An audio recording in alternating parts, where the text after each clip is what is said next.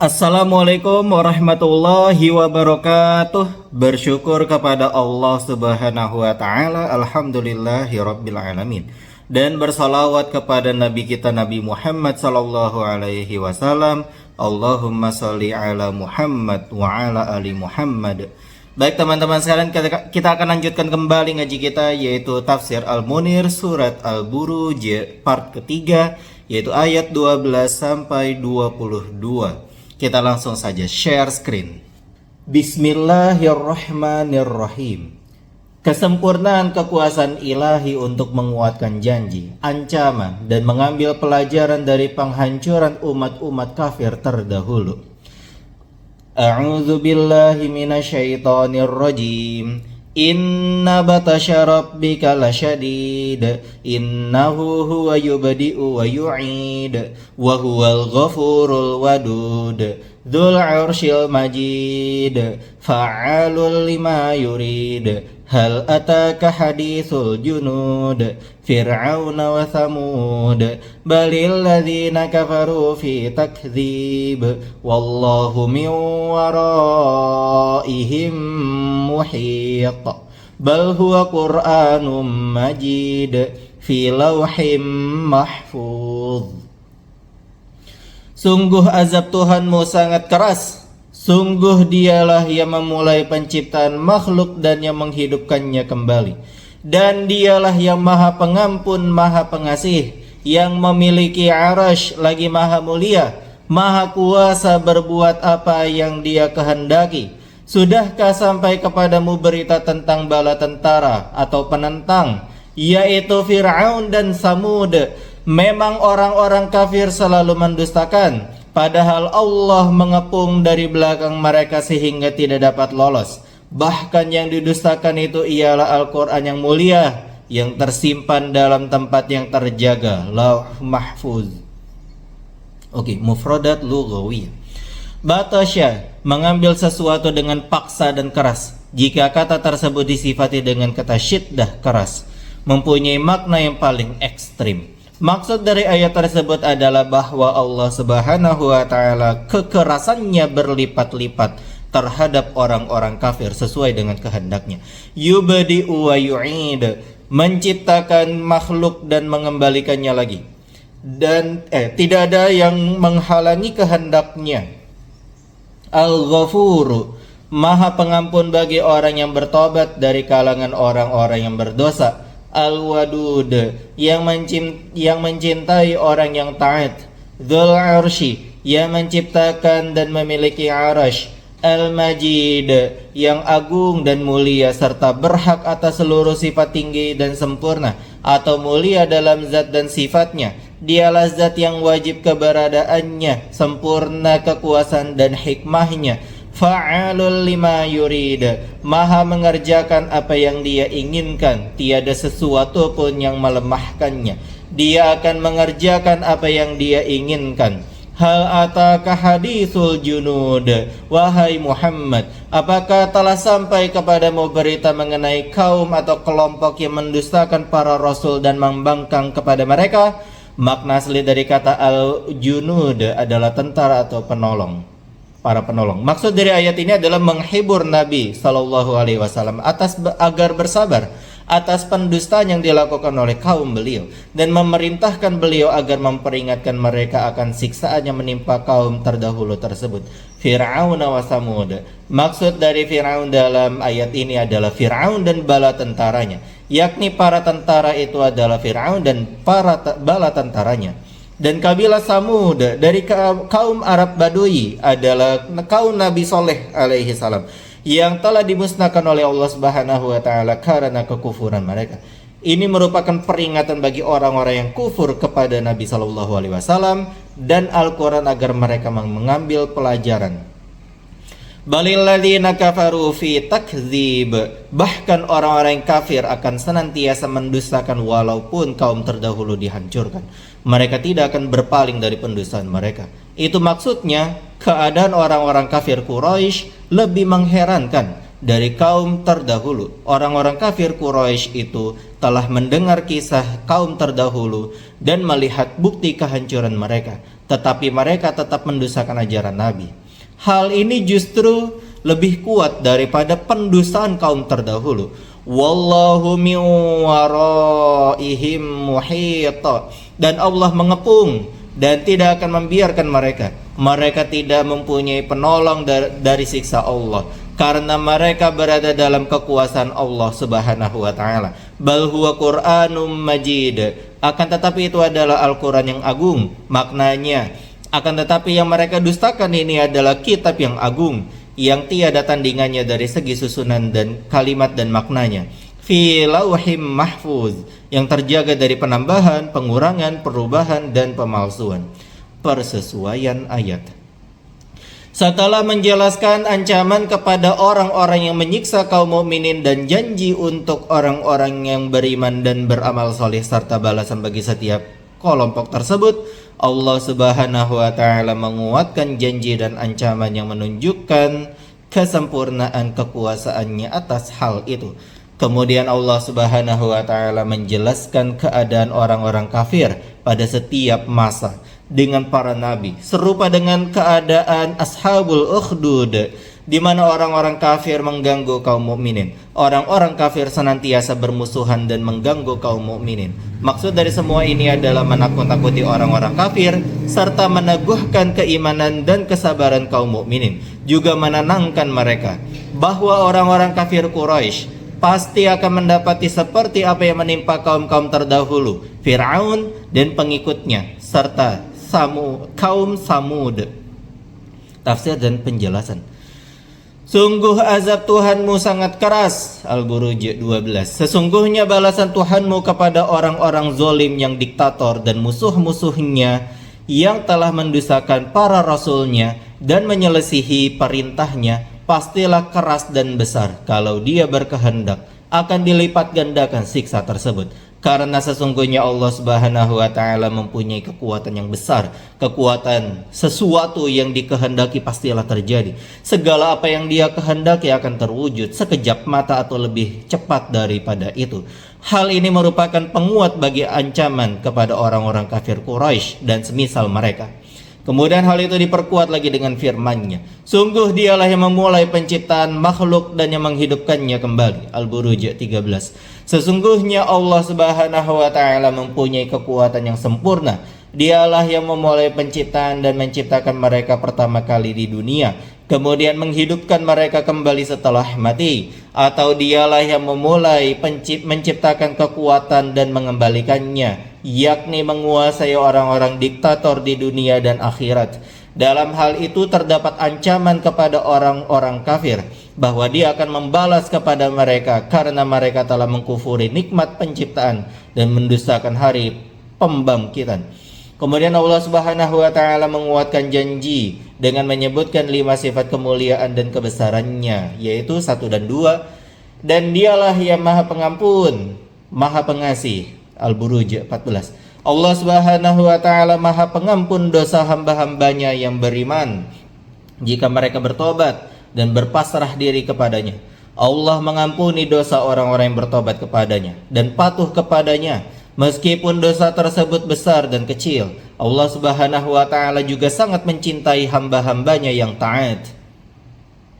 Maksud dari cinta tersebut adalah memberi pahala kepada orang-orang yang taat dengan pahala yang paling sempurna. Ini sebagaimana makna yang terkandung dalam firman surat Al-Maidah ayat 54 yang artinya dia mencintai mereka dan mereka pun mencintainya, dan bersikap lemah lembut terhadap orang-orang beriman.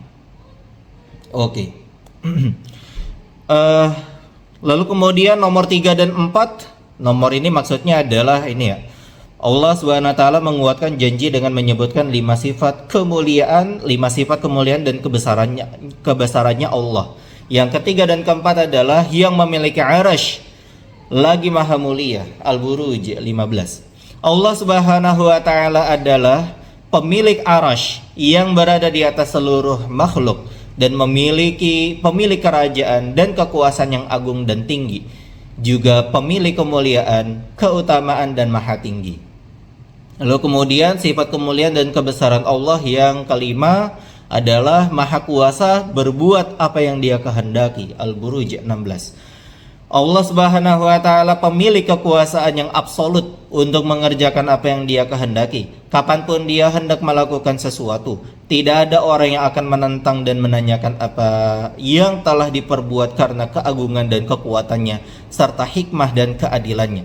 Jika dia hendak menghancurkan orang-orang zolim yang membangkang dan menolong kaum mukminin, dia akan melakukan hal itu tanpa dapat dicegah oleh apapun yang berada di bumi dan di langit.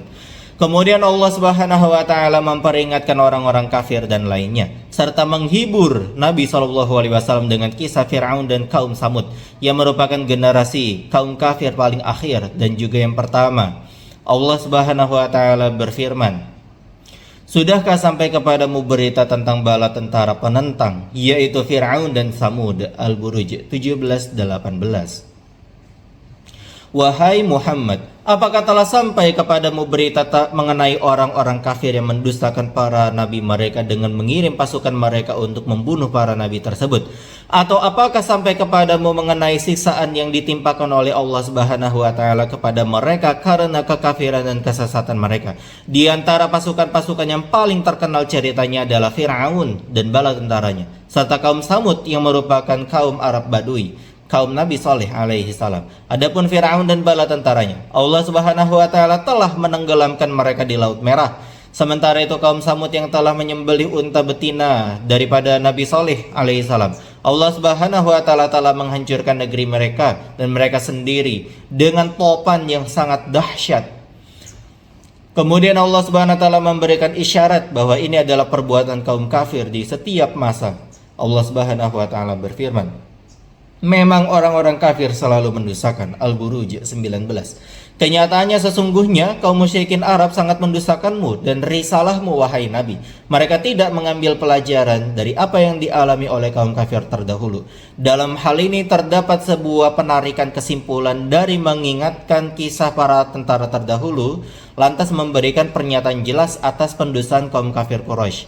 Setelah Allah Subhanahu wa taala menghibur hati Rasulullah SAW dengan cerita kaum terdahulu dan sikap mereka terhadap Nabi, Allah menghibur beliau dari sisi lain. Allah Subhanahu wa taala berfirman, padahal Allah mengepung dari belakang mereka sehingga tidak dapat lolos. Al-Buruj 20. Sesungguhnya Allah Subhanahu wa taala mampu menurunkan siksa kepada mereka sebagaimana yang telah Dia lakukan terhadap kaum terdahulu. Juga mampu menundukkan orang-orang zolim yang tidak akan pernah mampu melemahkannya. Mereka semua berada di dalam kekuasaannya sehingga tidak ada tempat menghindar bagi mereka. Ini merupakan dalil bahwa Allah Subhanahu wa taala mengetahui keadaan mereka dan kelak akan membalas perbuatan mereka. Oleh karena itu, tidak perlu khawatir dengan pendustaan, kekafiran, pembangkangan mereka. Kemudian Allah Subhanahu wa taala membantah pendustaan mereka atas Al-Qur'an. Allah Subhanahu wa taala berfirman, bahkan yang didustakan itu ialah Al-Quran yang mulia, yang tersimpan dalam tempat yang terjaga, Lauh Mahfuz. Al-Buruj 21-22. Sesungguhnya Al-Quran yang telah mereka dustakan ini sangat mulia dalam susunan kata dan tata bahasanya, hingga tidak ada orang yang mampu menandinginya. Al-Quran tidak sebagaimana yang mereka katakan bahwa itu adalah syair, perdukunan dan sihir. Al-Quran adalah firman Allah Subhanahu wa taala yang terjaga dari perubahan dan pemalsuan. Al-Quran tersebut tertulis di Lauh Mahfuz dan ia adalah Ummul Kitab. Ini seperti firman Allah Subhanahu wa taala Al-Waqiah 77-78 yang artinya, dan ini sesungguhnya Al-Quran yang sangat mulia dalam kitab yang terpelihara, Lauh Mahfuz. Sebagian ahli ilmu kalam berkata lauh adalah kitab yang dibaca oleh para malaikat. Hal seperti ini wajib diimani karena ada keterangan dan syariat. Artinya lauh mahfuz, ada sesuatu yang Allah beritahukan keberadaannya kepada kita. Kita wajib mengimaninya, mempercayainya bahwa ada eksistensinya itu lauh mahfuz. Sebagaimana yang telah kita kabarkan oleh Allah, maksudnya kita wajib mengimaninya sebagaimana yang telah dikabarkan oleh Allah meskipun tidak mengetahui hakikatnya. Ya kita nggak tahu di mana. Tapi yang pasti ada. Pokoknya ada. Lauh Mahfuz. Kalau yang ini boleh ya, pokoknya ada. Gitu. Tapi untuk di mananya ya kita nggak tahu. Kekuasaan Allah gitu ya. Nah tapi kita wajib mengimaninya. percaya eksistensi dari lauh mahfuznya itu ada, gitu ya. Karena kita ya Islam, kita mempercayai apa yang diturunkan Allah kepada Nabi Muhammad SAW berupa Al-Quran, dan kemudian kita percaya bahwa Nabi Muhammad SAW adalah Rasul terakhir, gitu ya, Nabi dan Rasul yang terakhir. Gitu. Sehingga apa yang disampaikan oleh Nabi Muhammad SAW 100% kita percaya, termasuk daripada eksistensi daripada lauh mahfuz. Oke. Fikih kehidupan atau hukum-hukum. Ayat-ayat tersebut memberikan pengertian hal-hal berikut. 1. Sesungguhnya balasan dan siksa Allah Subhanahu wa taala terhadap orang-orang zalim yang diktator pastilah teramat pedih, sebagaimana firman Allah Subhanahu wa taala. Dan begitulah siksa Tuhanmu apabila Dia menyiksa penduduk negeri-negeri yang berbuat zalim. Sungguh siksanya sangat pedih, sangat berat. Hud 102. Sesungguhnya Allah Subhanahu wa taala memulai penciptaan manusia di dunia pertama kali, kemudian membangkitkan mereka lagi pada hari kebangkitan. 3. Allah Subhanahu wa taala mempunyai berbagai sifat mulia yang tidak dimiliki selainnya, yaitu Maha Pengampun dan menutupi dosa hamba-hambanya yang beriman dan tidak dibeberkan. Juga sifat Maha Penyayang kepada kekasih-kekasihnya, pemilik arasy yang lebih besar dari seluruh makhluk, pemilik kerajaan dan kekuasaan yang absolut, sangat dermawan dan berkedudukan sangat tinggi, serta maha melakukan apa yang Dia inginkan. Tidak ada seorang pun yang dapat mencegahnya. Al-Qaffal berkata, Allah maha melakukan apa yang Dia kehendaki. Tidak ada seorang pun yang dapat mencegahnya dan tidak ada pula yang dapat mengalahkannya. Dia akan memasukkan hamba-hambanya ke dalam surga dan tidak ada orang yang dapat mencegahnya. Dia juga akan memasukkan musuh-musuhnya ke neraka. Mereka tidak akan ditolong oleh siapapun juga. Dia juga membiarkan ahli maksiat, maksudnya Allah ya. Allah membiarkan ahli maksiat sesuai kehendaknya hingga Dia membalas mereka kelak. Dia juga menyegerakan siksa ahli maksiat tersebut di dunia sesuai kehendaknya, dan menyiksa di antara mereka baik di dunia maupun di akhirat sesuai kehendaknya. Dia mengerjakan semua hal ini dan lainnya sesuai kehendaknya Allah Subhanahu wa taala. 4. Wahai Muhammad, telah datang kepadamu kabar mengenai sekelompok orang kafir yang mendustakan nabi-nabi mereka. Hal ini merupakan hiburan bagi beliau sallallahu alaihi wasallam. Sekelompok orang-orang kafir tersebut adalah Fir'aun dan para pengikutnya serta kaum Samud. Kedua kelompok tersebut disebutkan karena kisahnya sangat masyhur, sangat terkenal di kalangan orang-orang Yahudi Madinah. Dan selain mereka, kaum Samud berada di dataran Arab, sehingga kisah mereka begitu masyhur, sangat terkenal di kalangan orang-orang Yahudi, meskipun kisah itu udah lama sekali. Sementara itu kisah Fir'aun begitu terkenal di kalangan ahli kitab dan lainnya. Fir'aun dan para pengikutnya termasuk golongan orang-orang kafir terakhir yang dihancurkan oleh Allah Subhanahu wa taala. Dan kedua kisah tersebut Allah Subhanahu wa taala menunjukkan bahwa orang-orang semisal mereka juga akan hancur. Kenyataannya pendustaan orang-orang kafir Quraisy atas Rasulullah SAW merupakan napak tilas pengulangan sejarah dari sikap orang kafir sebelum mereka, orang-orang kafir. 5. Allah Subhanahu wa taala mampu memberikan azab kepada orang-orang kafir Mekah di dunia sebagaimana yang terjadi pada Fir'aun. Allah Maha mengetahui keadaan mereka dan Allah akan membalasnya kelak di akhirat.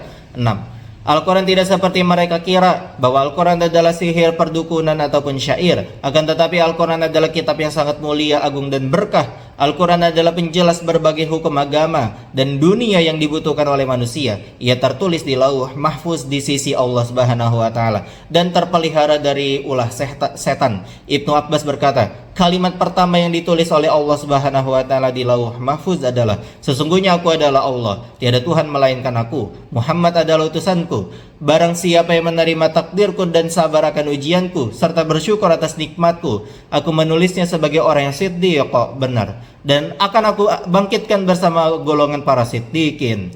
Barang siapa yang tidak menerima takdirku, tidak sabar akan ujianku, tidak bersyukur atas nikmatku, carilah Tuhan selainku. Oke, wallahu alam bisawab. Kita bisa cukupkan ngaji kita pada hari ini teman-teman sekalian dengan membaca hamdalah dan doa kafaratul majlis. Alhamdulillahirabbil alamin, subhanakallahumma wa bihamdika asyhadu an la ilaha illa anta astaghfiruka wa atubu ilaik. Wassalamualaikum warahmatullahi wabarakatuh.